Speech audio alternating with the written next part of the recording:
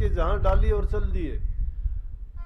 तो अब लाख रुपए बहुत होते थे, कहीं कहीं कोई लखपति होता था और उसके भी लोगों में चर्चा हुआ करती थी कि उस आदमी का क्या कहना, वो तो लखपति है।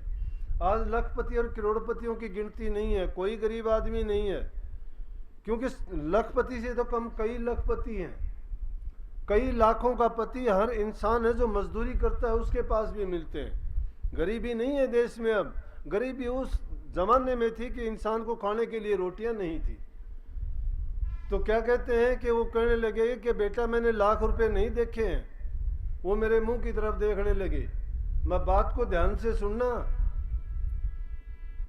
जब उसकी माँ ने कहा मैंने लाख रुपए नहीं देखे, उसने क्या कहा कि लाख रुपए की थैली मंगवा के आंगन में डाल दी और आंगन में डाल के अपनी माँ को बाहर लेके आया कि माँ देख लाख रुपए इतने होते हैं। अब आंखों से तो अंधी थी, देख नहीं सकती थी। उसने दोनों हाथों से टटोल के उनको देख के थैलियों को कहने लगी, आओ बेटा ये तो बहुत होते हैं इतने रुपये, तो रख दे इनको, अंदर रख दे। कहने लगे माँ जब आपने इनको हाथ लगाया है तो अंदर रखने का सवाल ही नहीं है। उसने अपने जो उनका पारिवारिक पुरोहित था, उसका नाम कहते हैं सोमेश्वर पंडित था, सोमेश्वर को बुला के और कहने लगे पंडित जी मेरी माँ ने ये बात कही थी कि बेटा मैंने लाख रुपए नहीं देखे, तो मैंने लाख रुपए दिखाए थे। मेरी माँ ने इनको देख के ये कहने लगी कि बेटा अंदर रख दे।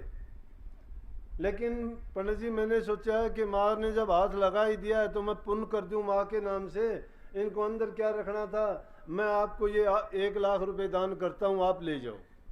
और ये कह के उनको अहंकार आ गया। अहंकार सत्संगियों, इसीलिए देखो क्या कहते हैं कि काम क्रोध लोभ मोह अहंकार ये इंसान के सबसे बड़े दुश्मन हैं। कि जब भी इनमें से कोई भी चीज इंसान पर हावी हो जाती है, काम जब सिर पर चढ़ के बोलता है तो इंसान को ऐसा गिरा देता है कि वो कहीं का भी नहीं रहता। किसी भी उम्र में हो सकता है, किसी भी हालात में हो सकता है। सारी जिंदगी आदमी की अच्छी गुजरी हो लेकिन बुढ़ापे की उम्र में भी उससे ऐसा गलत काम हो सकता है। काम ऐसा दुष्ट है, सबसे बड़ा अपराधी काम है। और काम में 10,000 हाथियों का बल है। इस काम के कारण बड़े बड़े योगी जपी तपी सन्यासी ऋषि मुनि ऐसे मारे गए कि फिर उनको मुड़ के न कभी होश नहीं आया। नारद का बंदर का मुंह हो गया, पराशर ऋषि को अपनी लड़की से जिना करना पड़ गया, कपिल मुनि को देखो क्या हालत हुई, और जितने भी बड़े बड़े योगी तपधारी। लेकिन संतों की बात नहीं कही मैंने इसमें।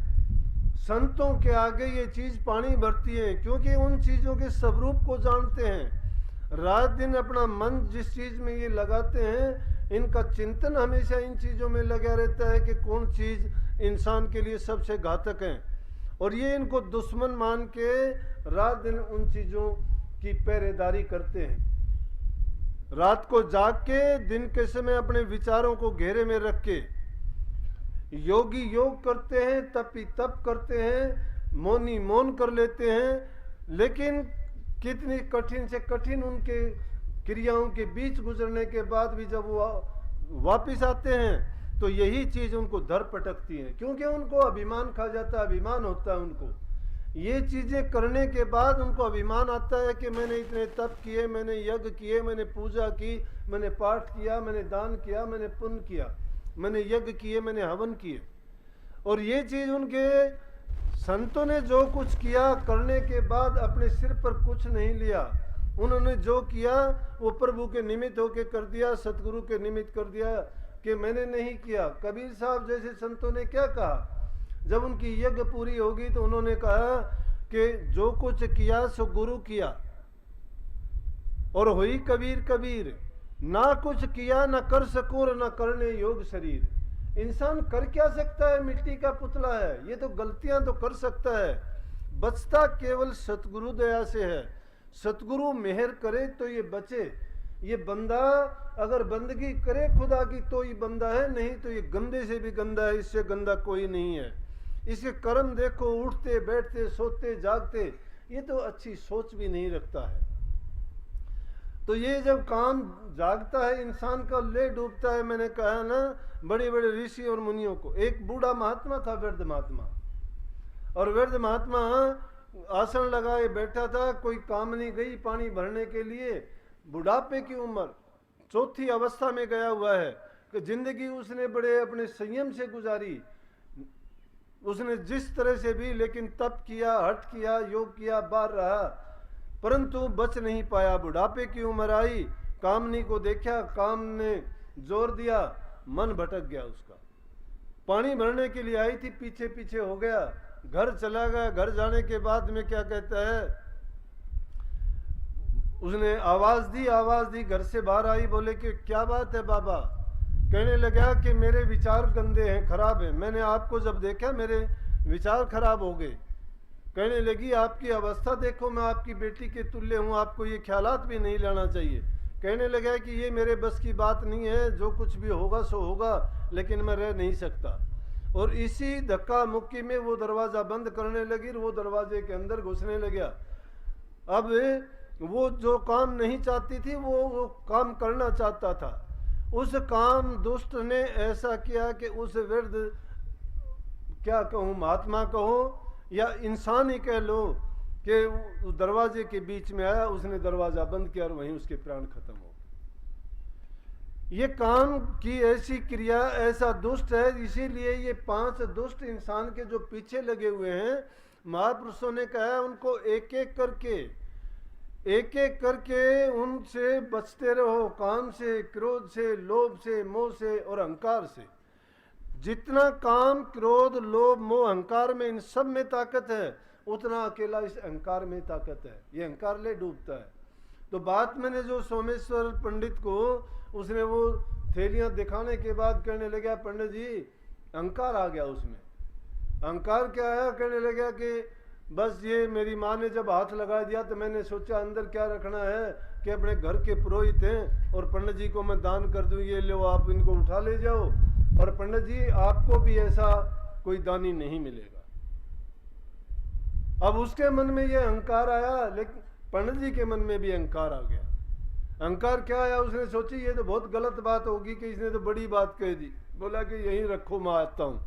घर गया और घर से 5 थैलियां और लेके और उसमें डाल के कहने लगा सेठ जी ये लो, हमारे जैसा भी आपको त्यागी नहीं मिलेगा। अब दान की हुई चीज को कहाँ क्या करता हूँ, कहाँ लेके जाता? अब उसके भी होश हवास गुम हो गए कि घर में रख नहीं सकता। दान करने वाले ने वापिस उसमें मिला के कर दिया, वो तो और उसमें पाप इकट्ठा हो गया। मैं क्या करूं? उन्होंने दादरी में एक तालाब बनवा दिया जिसका नाम, बोला कि चलो इस पंडित जी के ही नाम से जब दान कर दिए तो मैं इसी के नाम से तालाब बनवाता हूं, जिसका नाम रखा सोमेश्वर तालाब। वो कहते हैं अब भी है। तो उस तालाब में कहते हैं कि इतना सुंदर बनाया, लेकिन कितनी भी बरसात हो, कितना भी पानी बरसे, उसमें एक बूंद भी पानी की कभी नहीं रुकी। उस अहंकार की गाथा वो तालाब आज तक गाता रहा है। इसलिए मैंने उन बच्चों को कहा कि देखो, अगर तुम ये चाहते हो ना उस जैसा कि तुम कहते हो हम दानी हैं, तो हम उस सोमेश्वर पंडित की तरह से हम त्यागी भी हैं। हम ऐसा त्याग देंगे तुम्हें उनको रखने के लिए जगह नहीं पाएगी। और कौन है तुम्हारे घर में, करो ना सत्संग, तुम्हारे लिए वो छोड़ते हैं, हम तो अलग लेना ही लेना है। तो ये जब जगह ली, ये उसके लिए एक कहानी मैंने उनको बताई। उसके बाद वो कभी दिखाई नहीं दिए। कुछ और लोग थे हमारे बड़े हितकारी और शुभ चिंतक लोग, उन्होंने भी बड़े प्रचार किए। उन्होंने भी ये कहा कि ये तो कुछ लोग इस आश्रम को बेच देना चाहते हैं, बेच के खा जाएंगे, ये कर देंगे।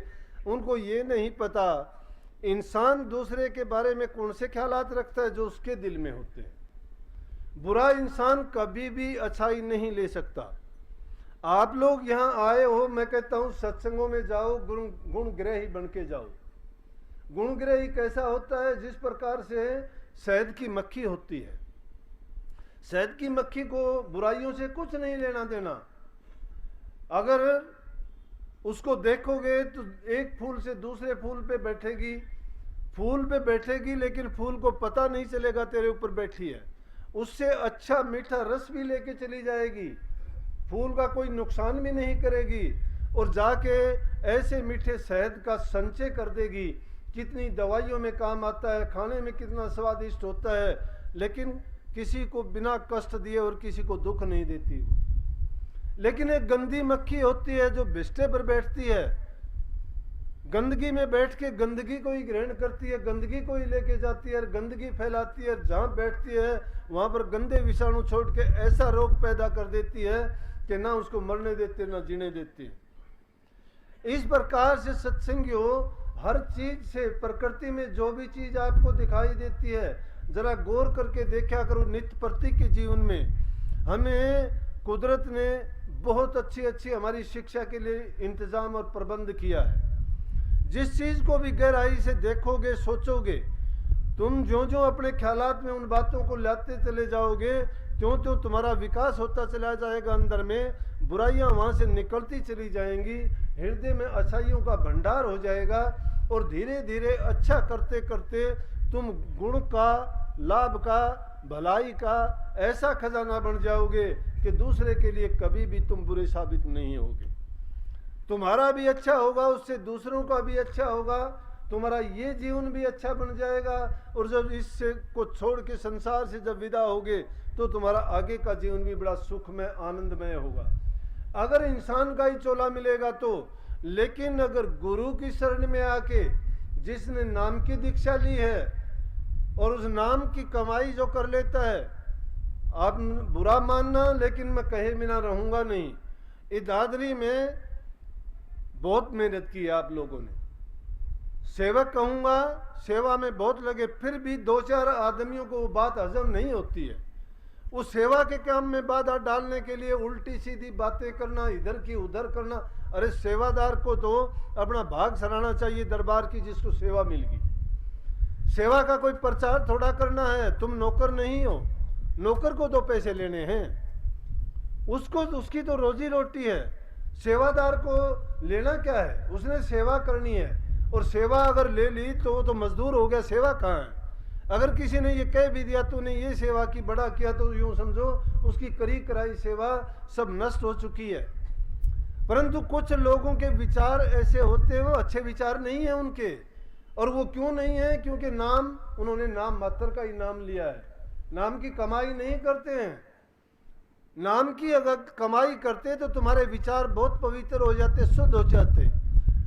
नाम की अगर कमाई करते तो तुम्हारी अवस्था बदल जाती, मन की अवस्था, सोचने की अवस्था तुम्हारी, और उसके बाद जीवन की अवस्था। तुम अपना सुधार नहीं कर पाए, दूसरों का क्या सुधार कर पाओगे? तुम्हारी नीयत फिर भी खोटी बातों में ही रहती है।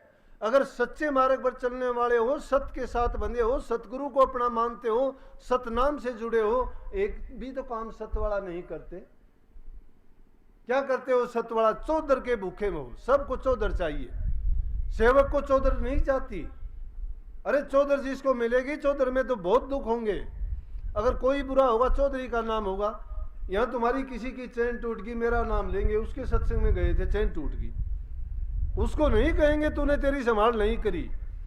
कोई दुर्घटना हो जाती, किसी की टांग टूट गई, कहाँ कि दिनों दाड़े के सत्संग में गए थे, वहां टांग टूट गई, मैंने तो नहीं तोड़ी ने। लापरवाही उनकी होती है, नाम हमारा बदनाम होता है। जो इंसान अपनी संभाल नहीं कर सकता, जिम्मेवार बनो अपने। सबसे पहले सुधार करना है अपने आप का। कहां नाम की अवस्था तक पहुंचोगे आप? खुद का सुधार नहीं हुआ है आपका। नाम के लिए मैंने बोला, जिसने नाम लिया है, आप अपने ईमान से और सच्चे मन से अगर कुछ समय के लिए सुमरण में भी बैठ जाओ, ध्यान तो बहुत दूर की चीज है, लेकिन है कुछ दिन का कोर्स ये, थोड़े दिन के लिए। देखो, कोई भी काम करने वाला है, मास्टर लो, इंजीनियर लो, वकील लो, या कोई भी काम जो करता है, वो हमेशा थोड़ा पढ़ता रहता है। मैं अध्यापक रहा, मैंने ये तो नहीं कि मैं रोजाना पढ़ता रहा। मैंने BA की पढ़ने के बाद में जो बच्चों को पढ़ाता था, मैं रोज नहीं पढ़ता था, क्योंकि जो पढ़ लिया था वो पढ़ लिया था, उसके बाद उनको क्यों पढ़ाता था? मैंने वो रसाई कर ली थी। इसका मतलब वो कोर्स था मेरा, वो कोर्स मैंने पूरा कर लिया था।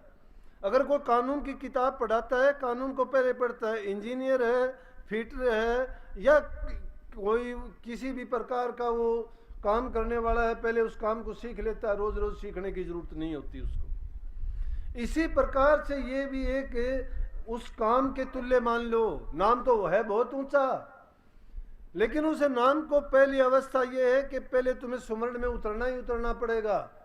मन बिगड़ा हुआ है, सदियों से बिगड़ा हुआ है, जन्म जन्मांतर से बिगड़ा है, कितनी योनियों से